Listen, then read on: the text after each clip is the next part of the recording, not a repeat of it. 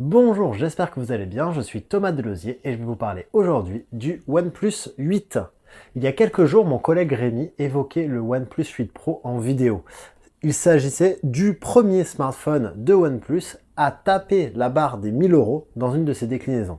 Avec le OnePlus 8, le constructeur chinois reste un peu plus dans ce qu'il fait d'habitude. On a un téléphone qui est commercialisé à 700 €, qui est donc beaucoup moins cher que sa version premium actuelle, et du coup, qui comporte quelques concessions.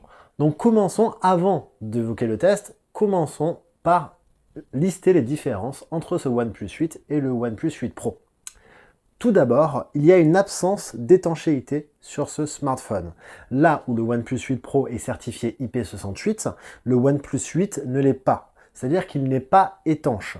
Une première lacune pour un smartphone commercialisé tout de même, on le rappelle, à 700 €. On a quand même envie d'être rassuré et se dire qu'il peut tomber dans l'eau quand on débourse autant pour un smartphone, mais bon. Autre différence concernant l'écran, s'il est très proche visuellement, on va avoir un écran seulement 90 Hz contre 120 Hz sur le OnePlus 8 Pro. Il s'agit d'une différence qui gênera probablement que les technophiles, puisque le 90 Hz reste extrêmement fluide et très agréable, mais nous ne sommes pas sur le meilleur écran que puisse nous fournir OnePlus.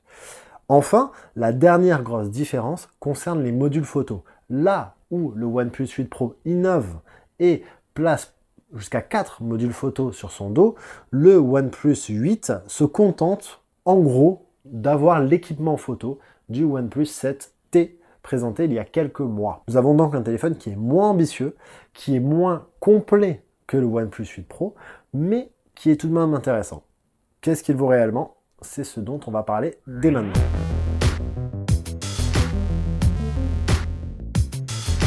Alors, commençons par l'ergonomie. Comme d'habitude, OnePlus est capable de nous livrer des téléphones qui sont très beaux. On a une finition premium, on a un design qui est très agréable, un dos en verre Gorilla Glass super joli. On a un corps métallique également assez agréable à l'œil, un écran qui occupe quasiment toute la façade avec un tout petit poinçon à l'avant qui se fait facilement oublier. Donc on a un téléphone qui esthétiquement est top. Ça, c'est quelque chose dont on a l'habitude aujourd'hui avec OnePlus. En revanche, on va avoir quelques petites lacunes en ergonomie qui vont coûter des étoiles au téléphone. Premièrement, il n'y a pas de connecting mini jack.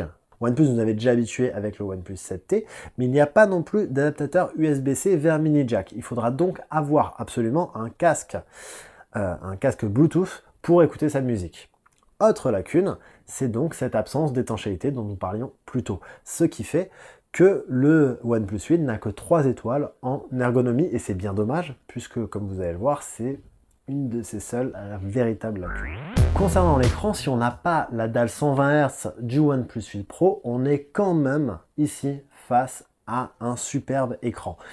Il est donc 90 Hz, il fait 6,55 pouces de diagonale, affiche en Full HD+, et propose une colorimétrie tout bonnement excellente. Il suffit de faire un petit tour dans les paramètres pour obtenir des meilleurs résultats, mais une fois ceci fait, on a une température des couleurs qui est très bonne, on a un delta E très bas, on a un taux de contraste au LED oblige qui est quasi infini, ce qui en fait un écran parfait pour regarder des vidéos. On a en plus un mode HDR qui est plutôt sympa, donc globalement on a un écran qui est très bon pour mater du contenu sur son téléphone.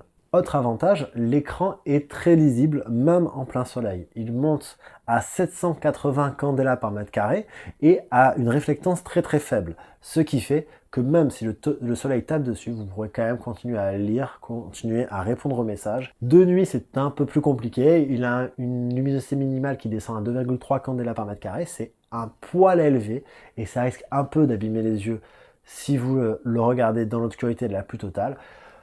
Mais rien de bien grave.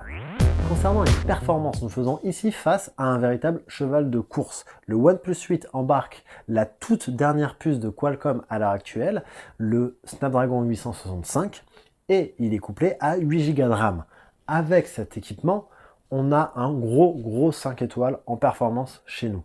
Mais surtout, ce qui est intéressant, c'est que ce téléphone couvrira largement 99% des usages sur smartphone et ne commencera à avoir des problèmes que face à des jeux très gourmands, mais il n'y en a pas tant que ça sur le marché.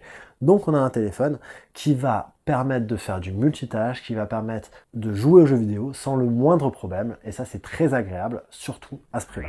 Concernant la photo, ce OnePlus 8 embarque à quelque chose près le même équipement que le OnePlus 7T. On a donc un module principal de 48 mégapixels, épaulé d'un ultra grand angle de 16 mégapixels, ainsi que d'un module macro de 2 mégapixels.